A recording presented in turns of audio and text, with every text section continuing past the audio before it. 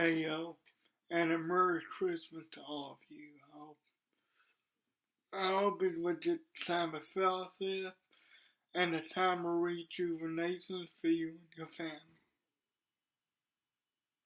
But around Christmas time, it gets when you're younger, we always get this one present. We only have this one present in mind that, oh my goodness, if I could just get that, I'd be happy. I'd be complete. And it defines us for a while, if you want to call it that. We're synonymous with that present until we get it and how to ultimately get that to not have it. But that's another story. What what defines you? That's a very simple question. That's we gotta answer there. We got family, friends, Goliath, grace, popularity. We got all kinds of stuff. But does the Bible say anything about who you are, about what to define you? Does it? Well, there's a couple of verses that come to mind. But the one I'm going to talk about today, Deuteronomy 6:5. If you have your Bibles, I invite you to turn there with me.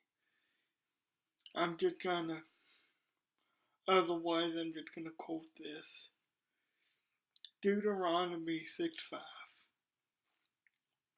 Love the Lord your God with all your heart, with all your mind, and with all your strength. Pretty, pretty straightforward, isn't it?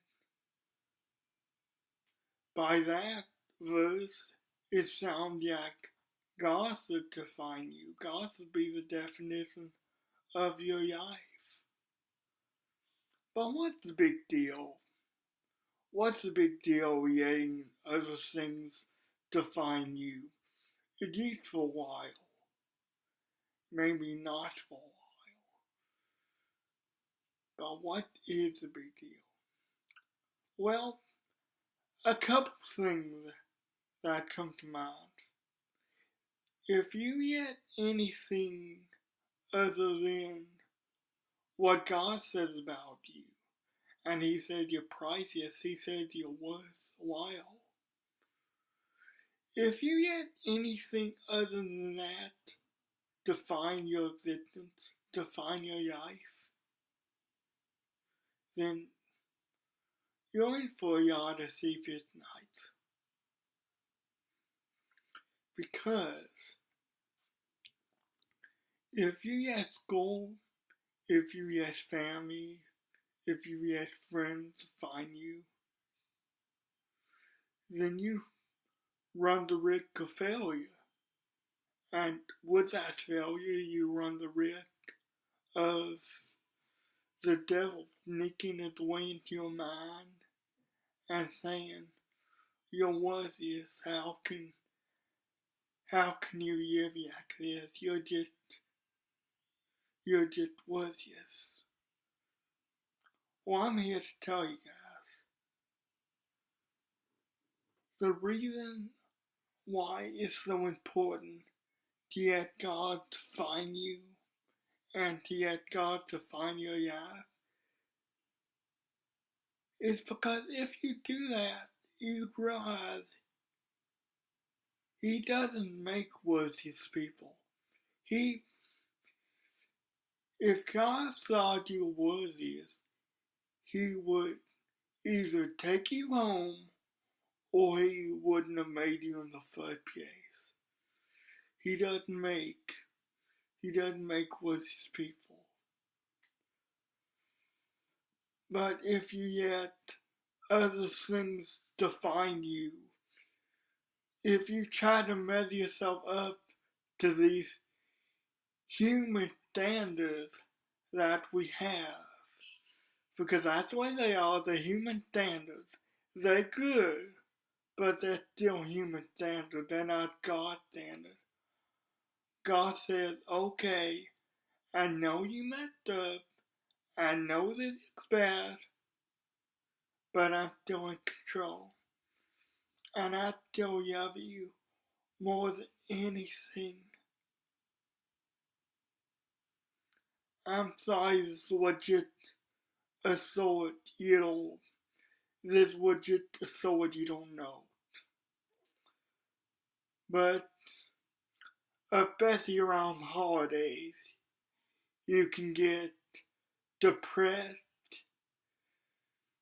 and especially around the holidays, it's so sad. This is supposed to be the most wonderful time of the year, but yet this also happens to be the time of year that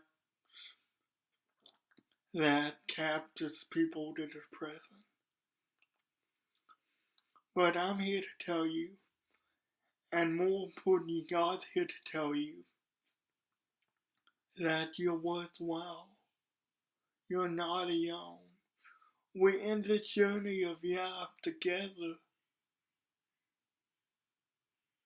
God says you're worth more than anything to Him. You're worth everything. So if you feel